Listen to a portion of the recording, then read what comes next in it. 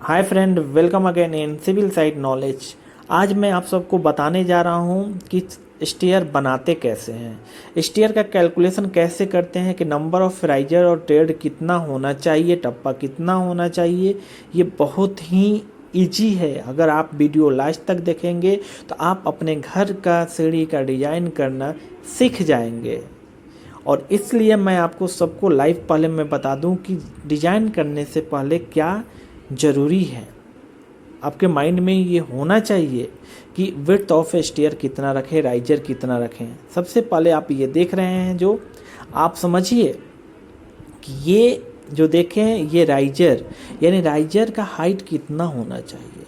तो लगभग आप स्टैंडर्ड 6 इंच रखिए, ये कंफर्टेबल होता है, चढ़ने में कोई परेशानी नहीं होता है। 6 इंच रखिए।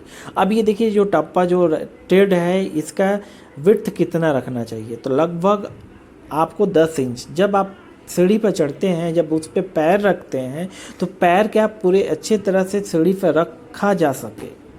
ये नहीं कि आप चल रहे हैं लोड सीढ़ी से बाहर थोड़ा आ जाए, ऐसा नहीं। ऐसे चलने में परेशानी होगी, आप गिर भी सकते हैं। इसलिए विड्थ आपको पैर के साइज से थोड़ा ज़्यादा हो तो भी चलेगा, लेकिन इसके लिए मैं आपको बता दूं कम से कम आपको 10 इंच रखना है। दूसरा, आप विड्थ ऑफ स्टेयर कितना रखेंगे। तो विड्थ ऑफ स्टेयर लगभग 3 फीट आप रखिए, कम से कम एक साथ 2 आदमी आ जा सके।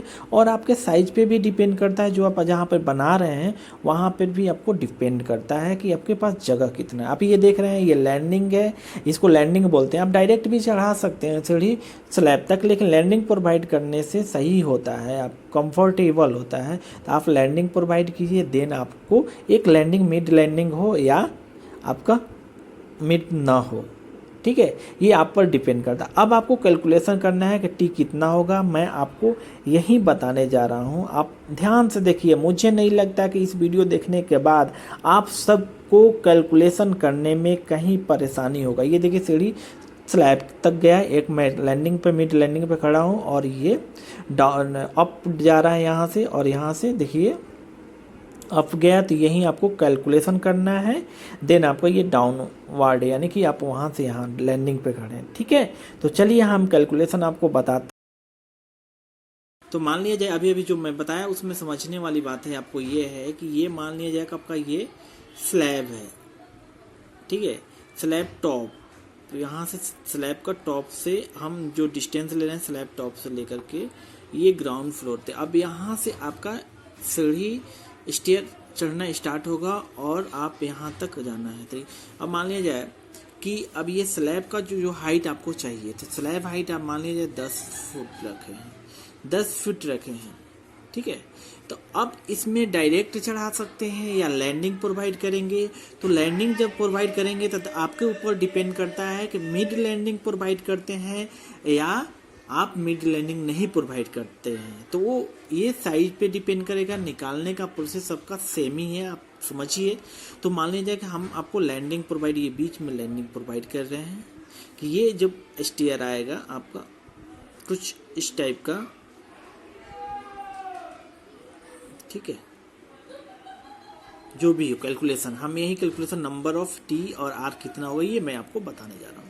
अभी अभी मैं दिखाया था कि ये राइजर, इसको आर बोलते हैं और इसको टी बोलते हैं, ठीक है। इसी का कैलकुलेशन अब देखिए, आप मिड लैंडिंग तक किए हैं कैलकुलेशन। अब आपको क्या करना है, इस लेवल तक यानी स्लैब यहाँ पे सीढ़ी जाएगा, जहाँ से स्टार्ट होता है लगभग अगर सेम मिड लैंडिंग पहुँचाएगा तो यानी सेम रहेगा नंबर ऑफ राइजर टी, अगर दोनों बराबर हो तो आप यहाँ से ऐसे, ठीक है। तो आपको 2 बार में कैलकुलेशन करना है। चाहे आप देखिए यू टर्न इस शेप में स्टेयर को बनाएं या तो आप एल शेप में बनाएं। आपको ये देखना है कि आपके पास जगह कैसा है। जो घर बना रहे हैं जहाँ स्टेयर बनाना है, तो क्या यू शेप में स्टेयर बना पाएंगे या एल शेप में बना पाएंगे, या तो आप सीधा स्ट्रेट बिना कोई लैंडिंग का बना सकते हैं। कैलकुलेशन करने का सेम प्रोसेस है, आपको कोई परेशानी नहीं होना चाहिए।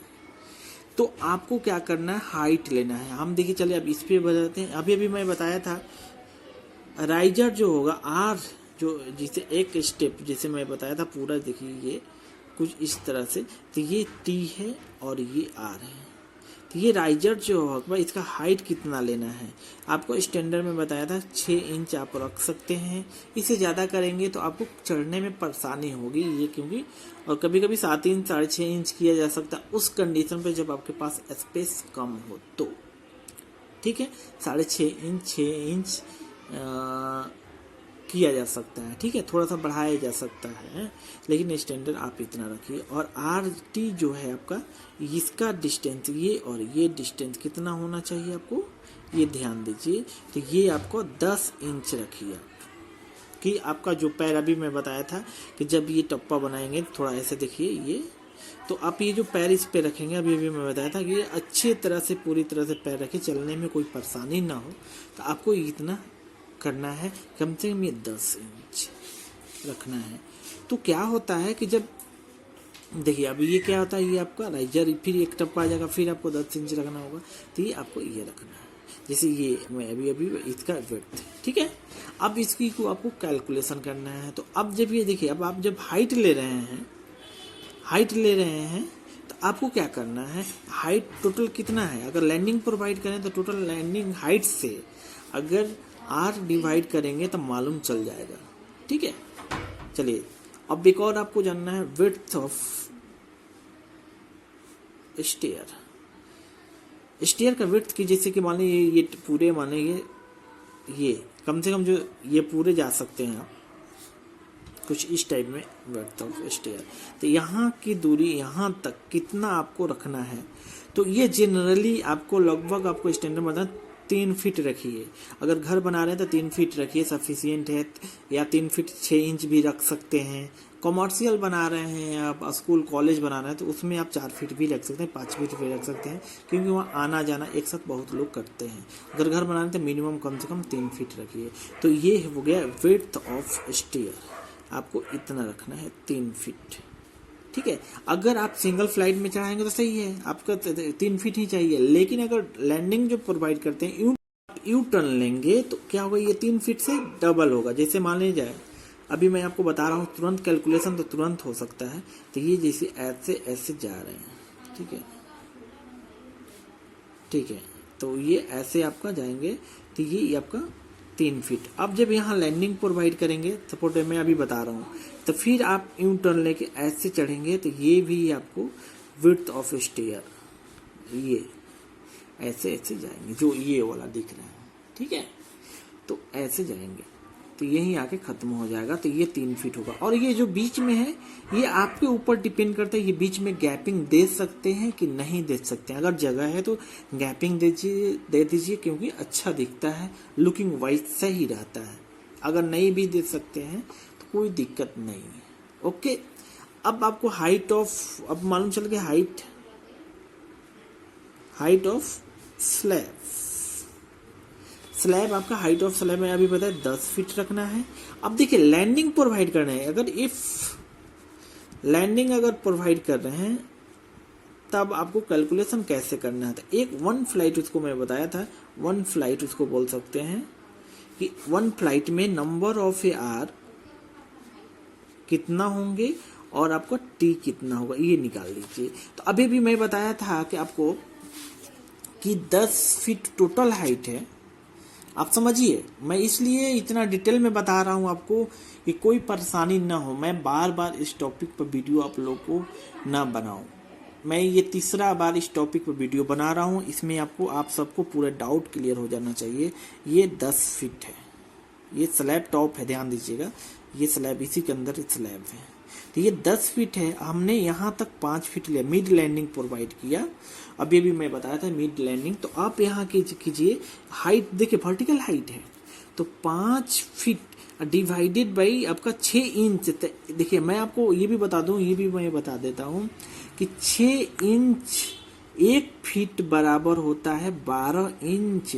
तो ये इसको फीट में बदलिए, तो ये फीट में बदलिएगा तो आपका कितना हो जाएगा, 6 डिवाइडेड बाई 12, तो ये काट दीजिए तो 1/2 यानी कि 0.5 हो जाएगा। तो यहाँ 0.5 रखिए, ठीक है। तो 0.5 रखिए, आर निकलेगा, number of R is equal to कितना हो जाएगा, यानी कि 10 नंबर। अब देखिए मैं ये बता दूं यहाँ पर टी कैसे निकालते हैं। तो टी एकदम सही मैं बता रहा हूँ कि जितना आर होता है उसमें से r-1 करते हैं तो ये टी निकल जाए 10-1।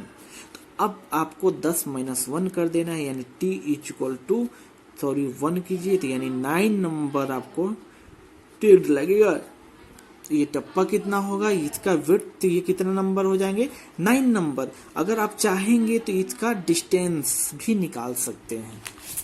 मैं आपको बताया हूँ अभी, फिर एक बता देता हूँ।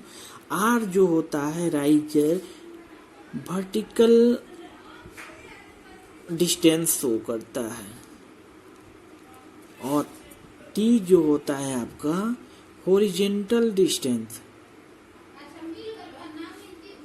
ठीक है।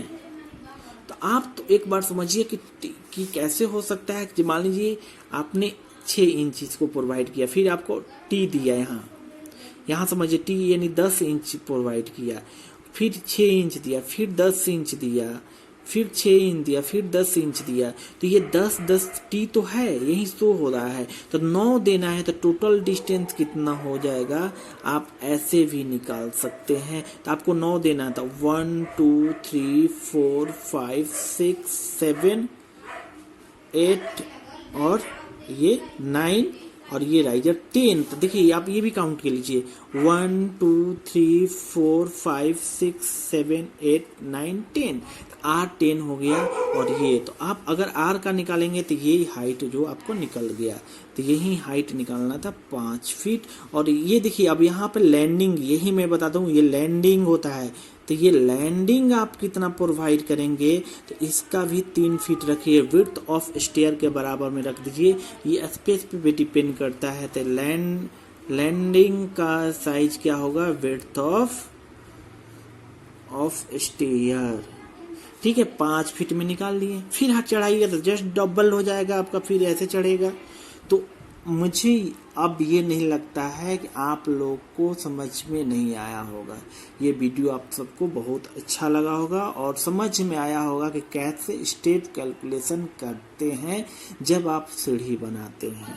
तो अब ये देख लीजिए, अब थोड़ा मैं इस पे डिटेल में बता दूं। ये आपका नंबर ऑफ ए कैलकुलेशन में बता दिया कि टोटल जब आप घर बनाएंगे तो टी इज इक्वल टू लग जाएगा 18 नग, यानी कि टोटल अगर देखेंगे तो 19 हो जाएगा, लैंडिंग इंक्लूडिंग करके लैंडिंग। और आर इज इक्वल टू 20 नग, ठीक है। ये 1 फ्लाइट यानी बोथ फ्लाइट